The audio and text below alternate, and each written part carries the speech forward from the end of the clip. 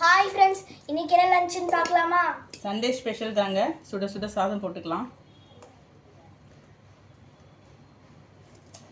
சூடான சாதத்தில் சூப்பரான ஒரு சிக்கன் குழம்பு, தண்ணி குழம்பு மாதிரி வச்சுருக்கேன். செம்ம டேஸ்ட்டாக இருக்கும் சாதத்துக்கு. உருளைக்கிழங்குலாம் போட்டு சிக்கன் குழம்பு பண்ணியிருக்கேன்.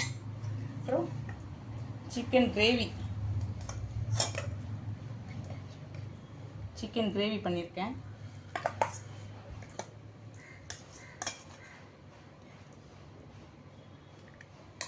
அப்புறம் பாயில்டு எக்கு,